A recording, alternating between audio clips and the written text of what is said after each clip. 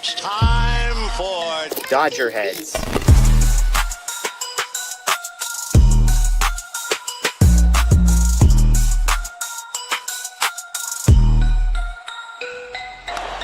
high fly ball into right field. Dodgers have won it all in 2020. Shohei Ohtani, 50-50 club. Strikes him out. There's a drive. Shohei Ohtani. Freeman hits the ball. She is gone. Birthday party, Los Angeles. Your Dodgers have won the World Series. Hello. Welcome into DodgerHeads Unplugged. It's playoff edition. Happy Thursday. My name is Scott Geirman. I'm here with my good buddy Blake Williams, getting everybody prepped and ready to go for Game 4 of the National League Division Series between the Los Angeles Dodgers and the Philadelphia Phillies. The Phillies go out last night and handle an absolute pummeling to Clayton Kershaw, Yoshinobu Yamamoto, and the Dodgers offense. They take Game 3, 8-2. You had time to digest, time to recap, time to look at everything, hear the interviews. Blake Williams, first off, how we doing, man? And walk me through, kind of a little bit of a recap from Game 3 heading into Game 4. Recap of Game 3. Was not good. The pitching wasn't good. The offense wasn't good. The defense wasn't good. All around, just a bad game they got to move on from, and I'm pretty confident they'll be able to move on from it. Whether it's a win or a loss tonight, I think they'll at least play quality baseball. Overall, how are you feeling, man? Indifferent. I mean, I picked them in 4, so this is kind of going right according to my plans. After they went up 2-0, I said maybe they'll go with the sweep here, but I mean, like going back to what we said before the series started, I don't think anyone expected a sweep. It's two really good teams facing off against each other, so I think Dodgers in 4 was always kind of our likely prediction here. Yeah. Luis, real quick, says the guy on the right needs to smile more. Blake doesn't need to smile more. Blake keeps it real. Blake keeps it a stack. Blake will give it to you straight. The fans need to realize a lot of people are panic buttoning right now. People can do that. All right. You're entitled to do it however you want. But Blake's going to keep it honest. He's going to let you know that everybody, just like Mookie Betts, the rest of the cast said last night, the Dodgers are still in an advantageous situation here. You're playing in a game at home. You went out and took care of business on the road twofold. The plan was to go out and win one on the road and then come back home to Dodger Stadium with a chance to take the series. So according to how we originally thought, Dodgers in 4, we're still on that same train of thinking. It's just the offense has yet to get going overall, like as a complete unit there, like we've talked about on this show for the last 2 days. I've made sure, Blake as well, and chat, you guys all know this. I've been giving credit and letting everybody know, don't overlook what the Phillies have on offense. Don't overlook what they can do. They are sluggers. They're here for a reason, and pressure makes diamonds. When backs up against the wall, that's how it goes. You're able, guys perform. They don't miss mistakes. And yesterday, Kyle Schwarber took Yoshinobu 455 in a spot to tie the game. And that's when you saw the rest of the Philadelphia Phillies lineup capitalize on Yamamoto, who did not have his best stuff yesterday.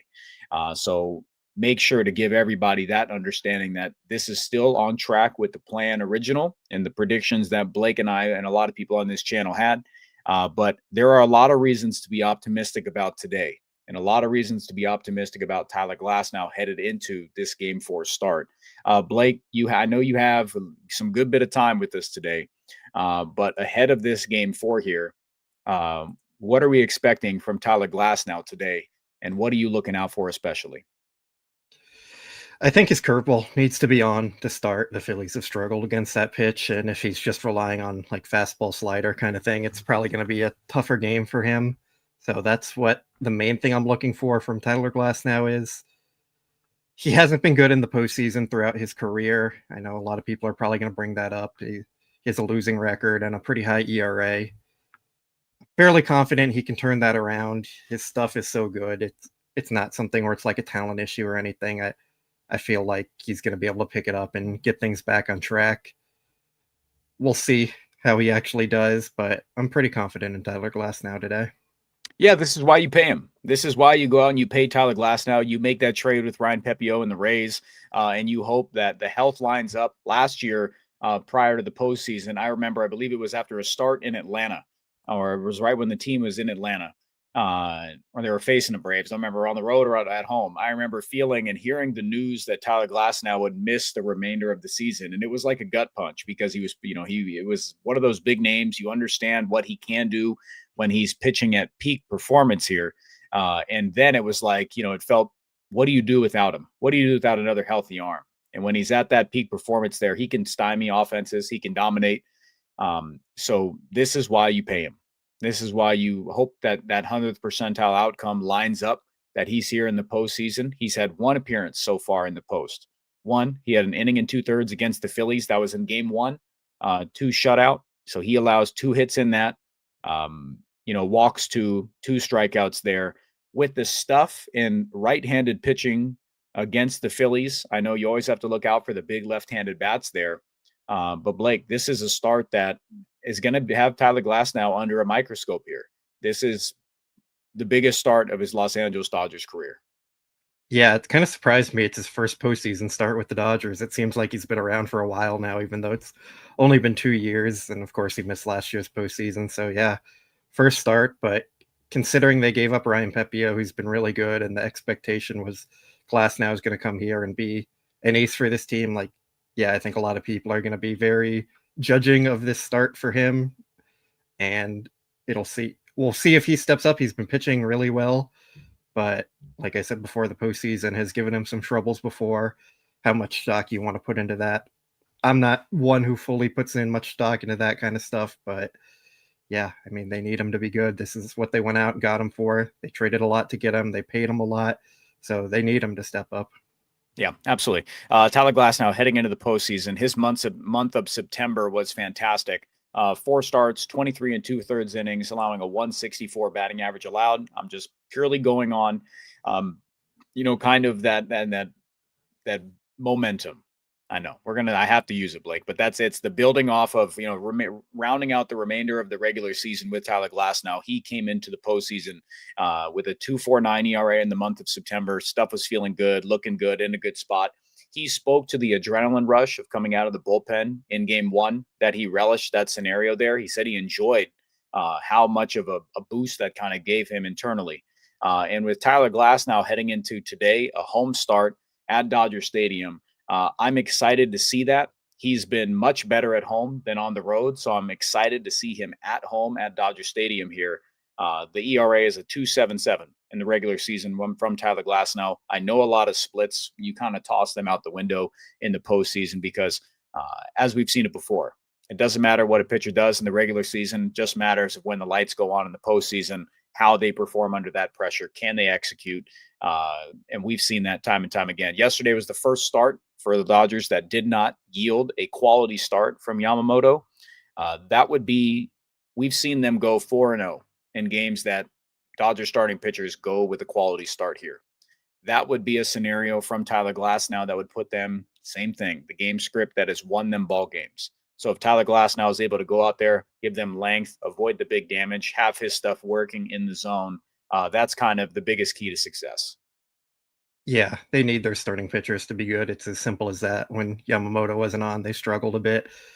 They also need the offense to be good, which is something I know we're going to get into here. But yeah, everything starts with the starting pitching with this team. If he goes out there and he's dominant, the Dodgers are probably going to have a really good day. If he goes out there and struggles, probably not going to be as great of a day for the Dodgers. So it really does start with him. He's going to set the tone. I'll say it, he's going to bring the momentum to the team just for the fun of it here. But yeah, they need him. Yeah, I mean, you look at the Phillies lineup, they've had decent looks at him. Kyle Schwarber, Bryce Harper, and Harrison Bader, all with 10+ at-bats. Trey Turner as well, all 10+ at-bats against him. So there is some familiarity there. He has limited the big damage as far as the home run ball, just 1 allowed to Max Kepler. So because I said that, Blake, there are going to be home runs hit against them. I hope not. But just the fact that you put it out there, Tyler Glasnow has been able to limit the big damage. Yesterday, Yamamoto didn't seem to have his splitter, and his spray patterns weren't the best thing. Once I had a chance to look at the game and watch the game back and look at his stuff in the 4th and the 5th inning there, where he really did run into trouble. With Tyler Glasnow today, he needs to ensure that his curveball is working. He's able to have a good feel for the zone there, and he really needs to use all of his arsenal to complement each other to be able to go deep into this game. Because again, this is a Philadelphia Phillies lineup that pummeled for the majority of the regular season into the postseason. And we didn't see them have that in the first 2 games. And the third, they broke out a bit. They jumped on in bunches there, which I'm okay with. It happens. That's how it goes. It's just you're not going to hold down offenses for an entire time. And if you do, that's a internal thing. But when big stars wake up, they wake up in big fashion. And heading into today, Tyler Glasnow needs to make sure going through multiple times through the starting lineup of the Phillies that he has his stuff working and Will Smith gets to start there. Do you want to speak to that at all? I feel like there's a very nuanced conversation here with Will Smith in the lineup compared to Ben Rortvedt and how it affects everything. I don't love Will Smith as a game caller. I've made that pretty clear on Twitter. That's something we've talked about for a while. Personally, I think Ben Rortvedt is superior calling games and managing the pitching staff. The difference here is Will Smith is a top 25 hitter in baseball, and Ben Rortvedt might be a bottom 25 hitter in baseball. So it's difficult there, but yeah, I hope Will Smith can learn a little bit from Ben. Yeah, as far as, that it just, Yamamoto yesterday did not have the splitter. He did not have the usual command that we see. I know he didn't allow hits through first couple innings there, but it's when in the 4th and the 5th, his command. We just got some breaking news here. Yeah. The Dodgers have removed Tanner Scott from the roster, and Justin Robleski has been added on. So now Scott is ineligible for the NLCS if the Dodgers advance. There we go. So Tanner Scott is officially off the Dodgers postseason roster, and Justin Robleski is inserted into the roster. Tanner Scott, should the Dodgers advance to the National League Championship Series, Tanner Scott will be ineligible for that roster. So that's breaking news here. We're on Dodger Heads Unplugged. Justin Robleski added to the roster. You can stay right there. You can speak to that, or we can get to it in a second. But with last night with Yamamoto, didn't have his entire arsenal there, did not have his splitter, and the spray pattern got to do a spot where it could not complement each other. And it felt like just kind of a matter of time. And then it was the 2-0 fastball to Kyle Schwarber where you saw the look of frustration, crack of the bat, 455. That was the first part of the floodgates that kind of happened. It was 3 runs. But he really had to work, and Anthony Bonda really had to pull a rabbit out of the hat to get everybody out of this stuff. And then Kershaw comes in. Everybody knows the story. But Tyler Glasnow has to be able to limit that and limit the long ball and limit the extra base stuff. And I would hope that the defense and Andy Pages and Max Muncy, if he does choose to come into this game at some point, but the infield, these guys need to limit the defensive miscues that lead to extra runs. So that's what I'm going to keep looking out for, because I believe the Phillies will make some contact. It's just a matter of being in the right place at the right time and limiting the damage, Blake. Yeah, for sure. The thing with Glasnow is he's going to need all his pitches working. If one of them's off, it's probably not going to be a great game for him. He only has 3 pitches, essentially. I know he has the sinker that he mixes in sometimes as a 4th pitch, but that's not something you're going to rely on to help get you through a lineup multiple times. So he needs the curveball working. That's the number one thing for him. If the slider needs to kind of follow in line with that, and pretty confident his fastball is going to be good. It's really about executing the off speed for him against this Phillies lineup. If he only has his fastball working, it's going to be real difficult for him. Yeah, absolutely. So to just what you said there, with Tyler Glasnow, four-seam fastball, curveball, very dominant against left-handed hitters. So against lefties, you're going to see a ton of curveballs, a ton of fastballs. So overwhelmingly, it's about 39% fastballs against lefties, 28% curveball there, slider, and then sinker, about 15-16%. So against righties, you're going to see four-seam fastball, slider, curve, and sinker. Pretty more liberal with his usage there versus righties. Has a little bit more wiggle room here. Yeah, so with Tyler Glasnow there against lefties, he needs to be spot on with that curveball. If his curveball's not there, it's going to be a tough day for him. He's going to have a tough time getting the lefties in the Phillies lineup out. So that's to exactly what Blake said. You're going to need to see him have everything working to complement each other. Tyler Glasnow will not be able to force feed fastballs by them. And if he does, cap tip to him. But Tyler Glasnow definitely needs to have that curveball working. It has given the Phillies some fits here. That's what I'm going to be looking out for the most. As far as the Dodgers lineup here, Blake, this is one that we had released a little bit earlier here. I can go through it. Shohei Ohtani's leading off DH. Mookie Betts at short. Teoscar Hernandez is in right field.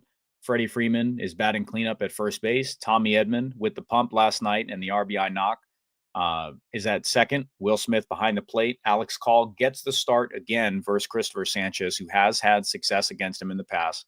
Kike Hernandez batting eighth at third base. And Andy Pages, who has had a very, very tough postseason, is batting ninth and in center field here. Are you good with this lineup here that they roll out in Game 4? I would have preferred to see Miguel Rojas over Andy Pages in the lineup. I would jokingly have preferred Ben Rortvedt in the lineup. However, you have to get him in there, but it's not going to happen with Will Smith, and it's not like they're going to bench Ohtani to put Smith at DH or anything. But I mean, other than that, yeah, I think it's kind of what we expected. It's what they've been going to. They're not straying from what they've been doing or anything like that. So yeah, I'm fine with it. Yeah, I'm great with it. The aspect that Alex Call, I just need to see him not diving away at stuff. Outer half, he flinches pretty hard there. It's an odd thing that he does with stuff away there. But as far as the at bats, they have some stalwarts in that lineup. You're not going to take out Kike Hernandez as earned starts. He had success last time, big 2 RBI knock that got them in the game, that put the Dodgers in the game against Christopher Sanchez. Alex Call, like I said, has had the historical success. So that's why I believe he's in there. And I agree with the Miguel Rojas thing. It just comes down to position versatility here. And if Tommy Edman can man center field, or however they wanted to dice that up. So if they wanted to put both of them in the infield, Alex Call in center field, they would have had to maneuver some things. Kike Hernandez in center, which I've talked about, but I know that, probably internally they don't grade him out very well. But on the offensive end, Blake, I really need you to speak to Shohei Ohtani here.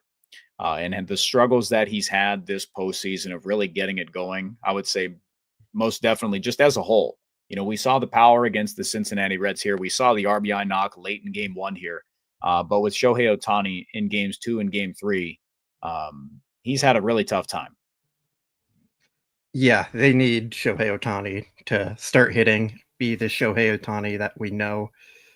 The lefties have given him a lot of trouble in the postseason, and he's faced a lot of really elite, good left-handing pitching. Started like last year facing Tanner Scott a lot, and then he got hurt. So I'm going to kind of flush out the stats from after he suffered his shoulder injury. But this year, the Phillies have given him a lot of trouble with Christopher Sanchez, Jesus Luzardo, Matt Strahm, Ranger Suarez. He has not been able to find any success against them. Dave Roberts feels like Ohtani is kind of in between on his swing and guessing a bit up there instead of being confident with his swing decisions. So, yeah, I mean, they need him. He's the MVP. He's going to be the consecutive MVP again. They need his production in the lineup, and when they're not getting that from him, it's difficult. You're relying on a lot of other players to step up, and so far they kind of have had that with Kike and Mookie and Teoscar, but that's not going to happen on a nightly basis, and they really do need him to step up in one of these games here. If it's Game 4, and if not, might end up being a Game 5. Yeah, real quick, I'm going to put this up here from Aaron. He says, feel good about Glasnow today. He has been open on how much it hurt him not to contribute last season in October. I think he meets – ooh, I'm going to sneeze. Hold on. He said, I think he meets the moment today. Yeah, this is Aaron, just like we talked about earlier, man. This is the moment that, Tyler Glasnow has to rise to. This is the reason why you pay him. This is definitely why he's in this spot. The Dodgers trusted him to come out of the bullpen there in Game 1. He took care of business. But as far as, the belief in what Tyler Glasnow has, it's going to come down to execution. It's going to come down to feel. The main things as a pitcher that Tyler Glasnow has had trouble keep maintaining through his Dodgers tenure, or that we've seen up close. Him going on the mound, chasing that perfect feeling, possibly, and going out and having a command of every single piece of his arsenal there. So I'm looking forward to seeing it. I'm looking forward to if he can do it. And that's how I'm going with. We're going to go. We've got some final touches on the Tanner Scott news here. I'm going to kick it to Blake. There are some more details and more information that just came out with Tanner Scott here. So Blake, I'm going to let you take it away. Yeah, so as we said earlier, Tanner Scott's off the roster, Justin Wroblewski on. Dave Roberts said Tanner Scott underwent some type of lower body minor procedure. Dave didn't know much about it. It seems like it was something from an infection that he had previously. So, yeah, I mean, they're going to be without him for at least through the NLCS. If they go to the World Series, Dave Roberts said he's not even sure if Scott would be back on the roster. So, yeah. So unfortunate timing for that. Wish him the best. Hope he's doing all right there with whatever the procedure was. For whatever people think about Tanner Scott, humanize the person for a bit. That's just a tough situation for him at a tough spot in the season. It answers the questions of why he wasn't available last night. I heard David Vassay on AM 570 note that he wasn't sure if he saw him, at the back end or after game 2. So this is something that has been lingering. And Tanner Scott and he went and took care of that. So wishing him the best there. If we see him at the end of this postseason here, we'll see him. If not, wish him the best, and then get next season going and get looking ahead at 2026 for Tanner Scott here. BC puts this up here, and I'm going to take his word for it. He says the MV3 is batting $162, 6 for 37. Mookie Betts is doing some heavy lifting. Mookie Betts feels like he's up there. Freddie Freeman's had a bang. Mookie Betts has a triple there in the first inning. They're unable to cash it. I think the narrative would be a whole lot different if they were able to have just 1 or 2 more hits. It's just the timely ones have not happened. And Mookie Betts yesterday wasn't able to get cashed in. I would believe it's Shohei Ohtani whose struggles have been the most pronounced. He's chasing. He's going outside of his zone. He's early on in the counts. He's swinging at auto balls. He's trying to really get ahead here. So he feels really in between. And from what we saw against Christopher Sanchez in game 1 with Shohei Ohtani, it was a 50-50 ball right out of the hand, if he was guessing or not. And that's when he got frozen. He was guessing against Matt Strom and got, crossed up there and just watches strike 3. So we've seen Shohei Ohtani have a difficult postseason. The struggles of the top 3 in the order are a main reason why the offense hasn't gotten going, where you see some of these lopsided performances in this Philly series, Blake. Yeah, thankfully they've had some guys step up, like Teoscar Hernandez has had a really good offensive postseason, and I'm stressing offensive because, yeah, we've seen the defensive stuff with him, but Tommy Edmonds come through in some moments here and there. Kike's really stepped up. Will Smith had that clutch hit in game 2, so they've been able to manage without the top of the lineup hitting. So hopefully the top of the lineup can start hitting, because you're probably not going to see the middle to bottom part of the lineup contributing like this for the entire postseason. And we saw that today, where when the middle wasn't hitting, then you didn't get really any production from the lineup. That's something we kind of saw throughout the year, and that's just how baseball goes sometimes. You're going to have different parts of your team working at different times. So the Dodgers just need the MV3 to step up and start producing like they can. And if they do that, they're probably going to have a pretty deep postseason run. Totally agree. So, today we're in agreement here that Tyler Glasnow, this is the start of his Dodgers career. This is the one that he has to step up. He has to, spin the pill. He's got to make it happen, man. He's got to go out there and pump, has to have command of all this stuff here. Blake Williams, I appreciate you joining us, man. I know you got to head out. I know we have there are some interview stuff that you've got to take care of here in preparation for game 4 of the National League Division Series here. So Blake, appreciate you joining us, man. Thanks. Yeah, good to be on, and I'll be on here soon again, probably, I'm sure. Yeah, maybe we'll see you tonight. Maybe. Probably not. I got to do the interview stuff. All righty. Now I'll talk to you maybe tomorrow. Maybe I can drag you back on here tomorrow. We'll talk soon, buddy. We'll see what happens in the game. Bye. Yeah, you got it. Later, buddy. All right, let's go here. Let's go solo cam here. Everybody, appreciate it. Yeah, a lot of things I'm looking for. When I watched the game back today, going batter to batter here, Yamamoto's stuff early on looked all right. Was getting through it, and then it struggles really pronounced in the 4th and the 5th when he got pulled. Stuff did not look the best. I know there's things to be made, and I saw a lot of chatter on Twitter about Ben Rortvedt and Will Smith and the game calling there. I understand it to an extent. I know what they mean and what possibly some internal stuff going on with Will Smith and game calling there. And you can see it with the naked eye a lot of the time. Just when you're watching, Will Smith gets real fastball heavy. We've seen his pitch calling sometimes be a little suspect there, but last night that wasn't it. Last night, that had nothing to do with it. Yamamoto didn't have a command of his split. He wasn't tunneling stuff. His spray patterns were in a spot where if you just look at it in real time, you're looking at it and saying he's not going to have the most success here because hitters can kind of bail out on pitches and just that's ball out of the hand. It's not starting in a competitive spot. So it's not finishing in a competitive spot. That's where you started to see Phillies hitters really tee off, and it was real fast. So the fact that that game was 3-1 for as long as it was a surprise to me. And the bullpen came in and kind of saved it for a bit, kept it in a winnable spot. 3-1 for that period of time was in a very winnable position. Clayton Kershaw comes in, rest is history. I don't need to get into that. I don't need to get into that. Tanner Scott was unavailable. Dave didn't want to go to Sheehan, didn't want to go to Roki. Everybody else pitched. So to the tier ones, appreciate you guys in here today. I see all you guys joining in. How am I feeling about today? It sucks to lose a game. Definitely when you lose 8-1, that's a score when you're just like, man, sorry, 8-2. I apologize. When you lose 8-2 in the postseason, you're like, man, they got ran. But the Dodgers are still in a good spot. Prior to this, it was that all you had to do was go out and win one of three games. One of three games. After you run 4 straight through the postseason, you've swept the Reds. You take 2 on the road against the Phillies in Philly. And then now today, you have an opportunity again to go close it out at home. So it's the same situation. You have to win just 1 of 2. You feel you're in a good spot. You've got Tyler Glasnow out there. Let's look at today. They have Christopher Sanchez. The Dodgers have beat him. They've done damage against him. So now, if Rob Thompson won't make the same mistake of leaving him out there to face parts of the order that maybe in other situations he would go back and do a different thing. He would do a different thing and not leave him in there for Kike Hernandez and so on and so on. So that's where you might see things differently. And that's why today, if Christopher Sanchez is on, it's going to be a tough day offensively. If he is off a little bit, the Dodgers need to do what they have not. And it's frustrated me. They need to scratch runs early on. You have to allow Tyler Glasnow to pitch with a lead. It's hard to pitch perfect in the postseason there.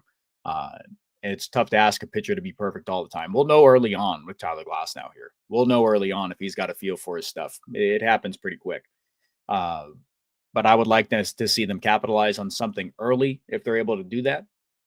And maintain an approach, damn it. Please maintain an approach inning to inning. I'm still frustrated at the fact that they had 24 pitches on Jesus Luzardo in the first inning. And then after that, they decided to throw the patient approach out the window and just get hyper aggressive, chasing, missing mistakes. He's going back in there to get into counts, stuff like that. So I need them to maintain an approach and go out there and hit the mistakes.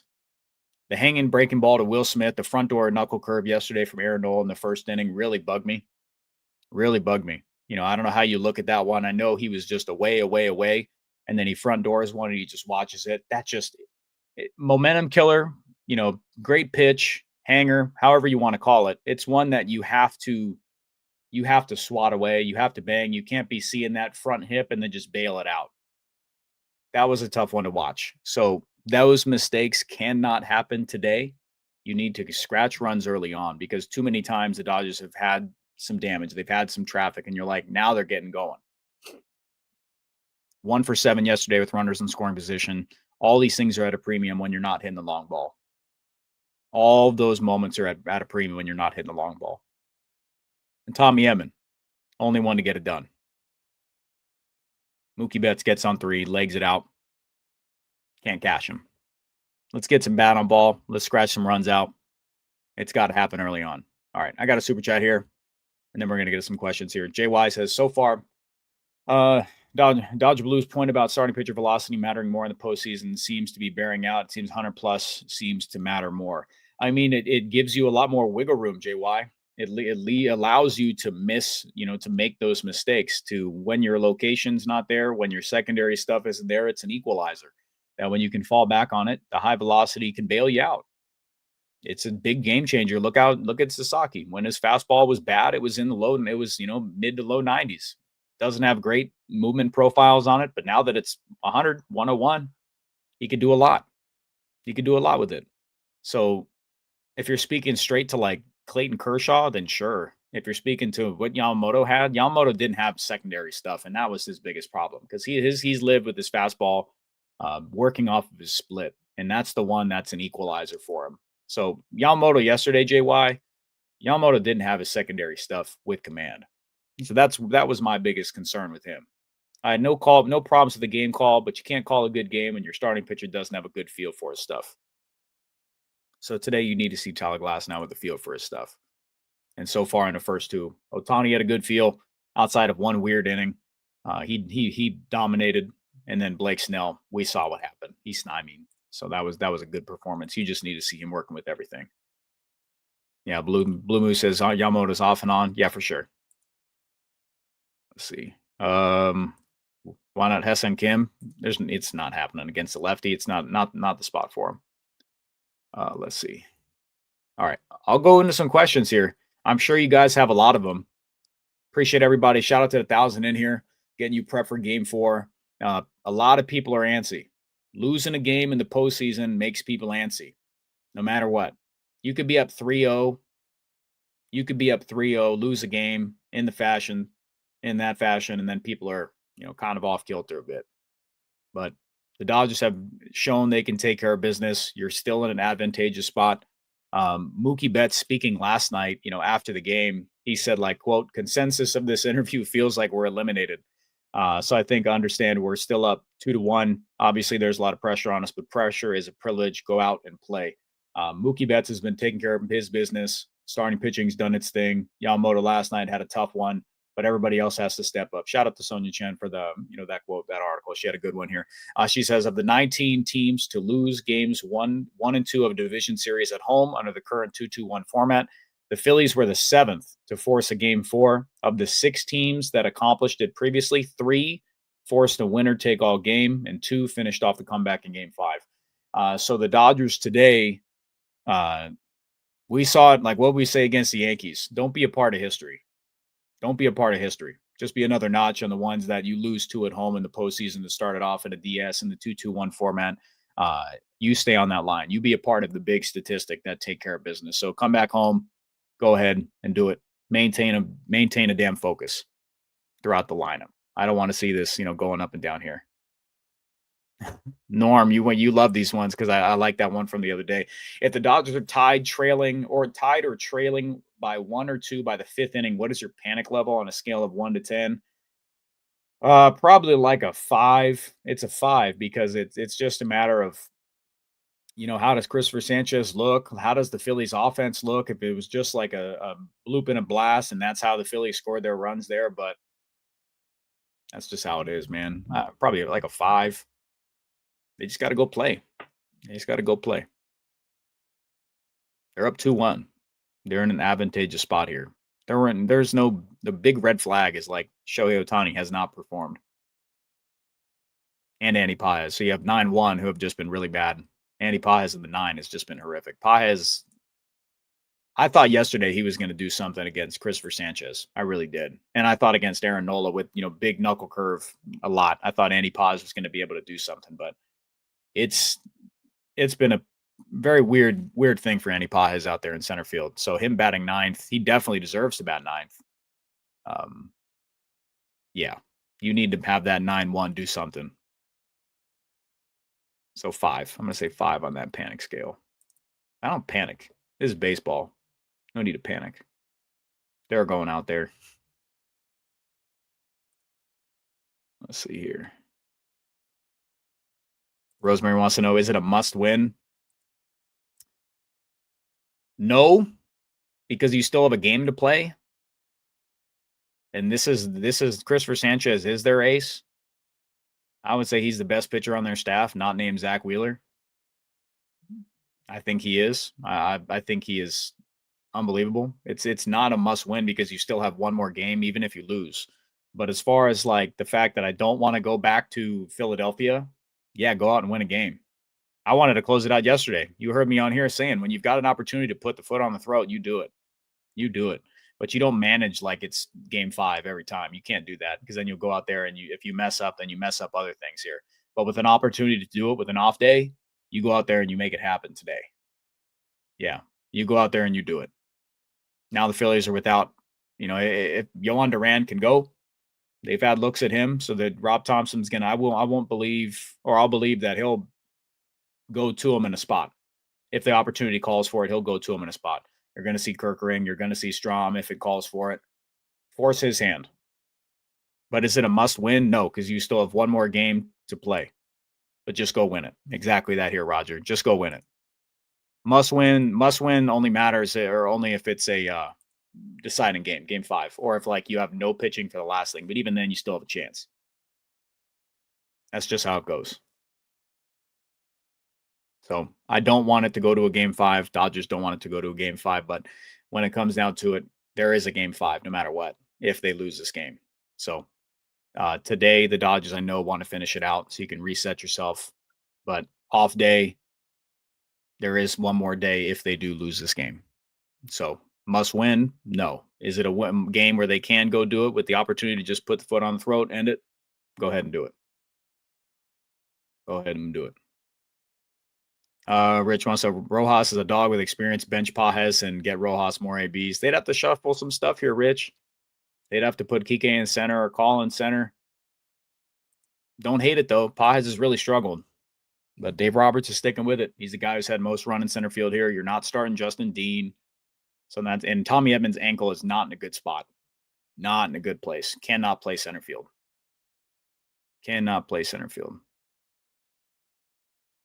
Jacob, I'm not talking about game 5. We'll talk about game 5 tomorrow, brother. See people asking questions about game 5. I'm saving some stuff. If that happens. We'll talk about that tomorrow. Noon. No matter what. All right.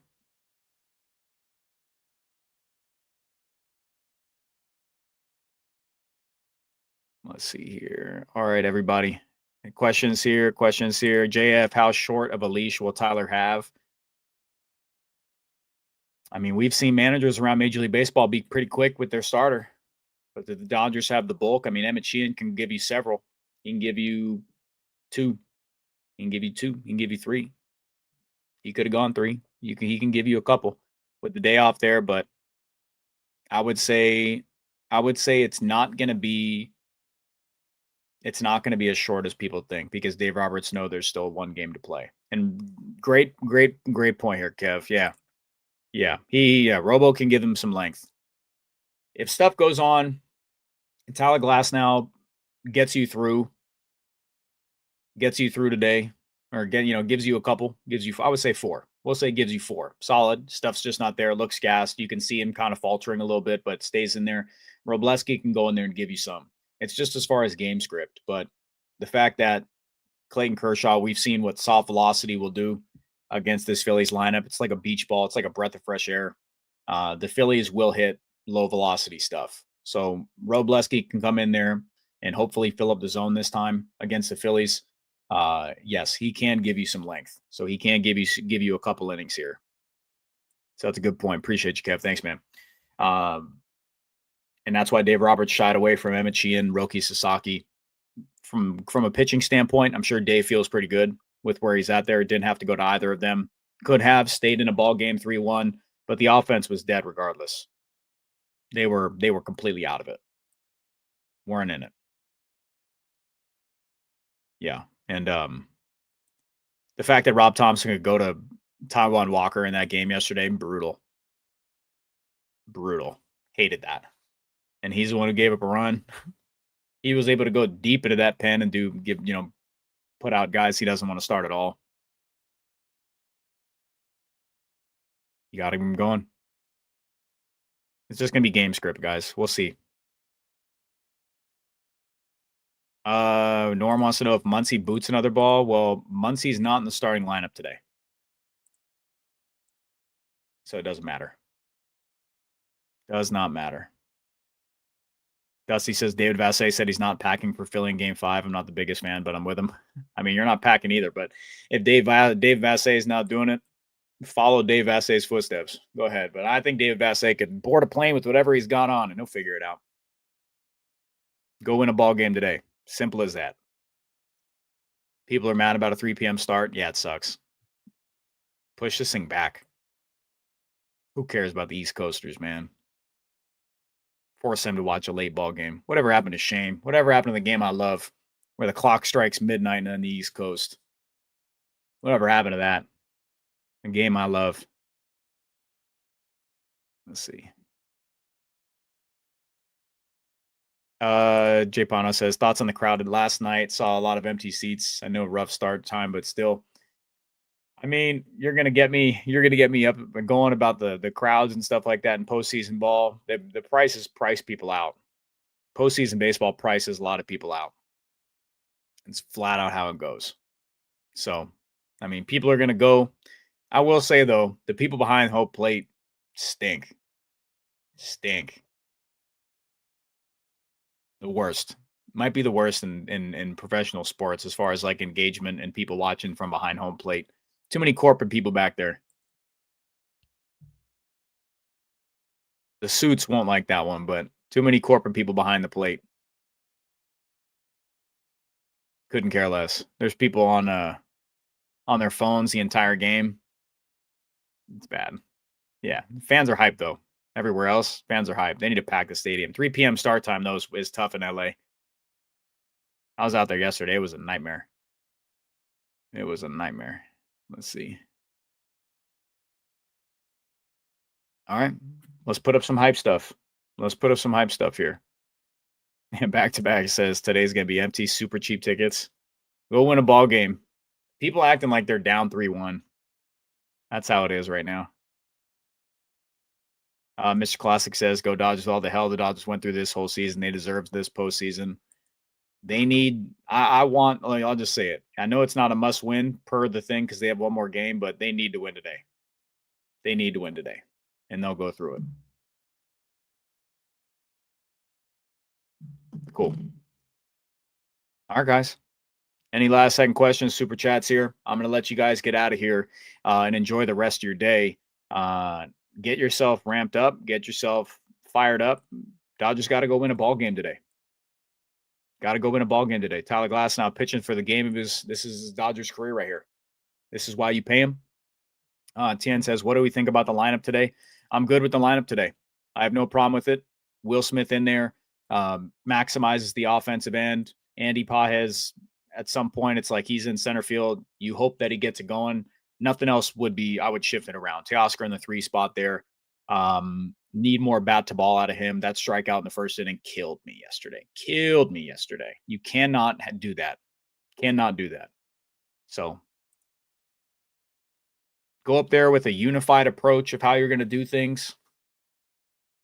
And Michael says, Scotty G to the rescue. Look, I'm just a guy up here yapping, talking ball, giving my perspective. I've watched enough postseason baseball where you can feel the pulse. We've seen the Dodgers with their backs up against it, and they're not up against it. They still got one more game to win, a little bit of wiggle room here.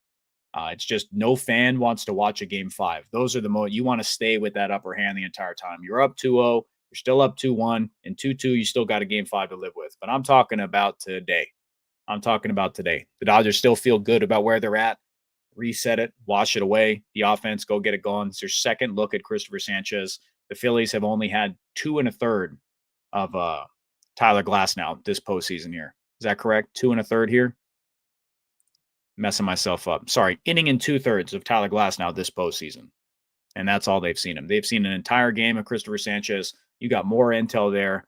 Go up there with a different approach. Shohei Ohtani now has a look from that left-hand side. HP, you said that earlier in the show. Talk about another 0-5 day. You can't have that. Early on, go with a better approach, Shohei. If you want to attack, just make sure it's a good one. Don't dive out of the zone. Stay within yourself here. Go do what you do. It's going to go through Shohei, Mookie Betts, and Teoscar. Hopefully it comes early in the game, and then the rest of the guys can settle in. Tyler Glasnow can settle in. But everybody, appreciate you a bunch. Yeah, Scotty's our therapist. I just come at it with a different approach. I'm just at it with a different approach. I'm going to tell you how I see it as a fan, as an analyst, and from where the spot that I sit, I've watched enough baseball to know how these things go. Their backs up are against the wall, not yet, because they still have the upper hand in the series. Is it a must win? No, because they still have one more game of wiggle room here. But do the Dodgers want to win today? Yes. That takes a lot of pressure off of them. But even today, they feel good about it. And Tyler Glasnow has to pitch the game of his life. Today's the game of his life. Let's do it. Let's do it. Dave says go blue. There we go. Guys got to hit. Offense has to come up. You can't keep going later into games and wondering where the hell are the bats. Can't happen. Needs to change the script today. Everybody, appreciate you. My name is Scott Geirman. To all the tier ones that keep tuning in to Unplugged, to all the new people here, thank you, thank you, thank you. We've got a lot of print work at DodgerBlue.com, so please do me a favor. Check out all the boys, everybody there. Terrific stuff coming out all the time. Stay tuned to the channel at DodgerBlue.com, Dodger Blue on YouTube, Spotify, Apple Music, however you consume your podcasts. If you're watching after the fact here, you're the best. Don't forget to hit that like button. It does a world of favor for us here. But I will see you guys, whether it's tonight, whether it's tomorrow. We'll keep you posted there. Depends on if there's a game 5, if we're looking at what the time for that. But today, go finish it out. Dodgers have to do it. I need Freddie. I need Ohtani to stay within themselves, not dive out, lead the offense. Mookie Betts, go do what you do. Everybody, my name is Scott Geirman. We'll see you soon. Enjoy the rest of your day. Till I can't say it anymore. Enjoy game 4 and go Dodgers.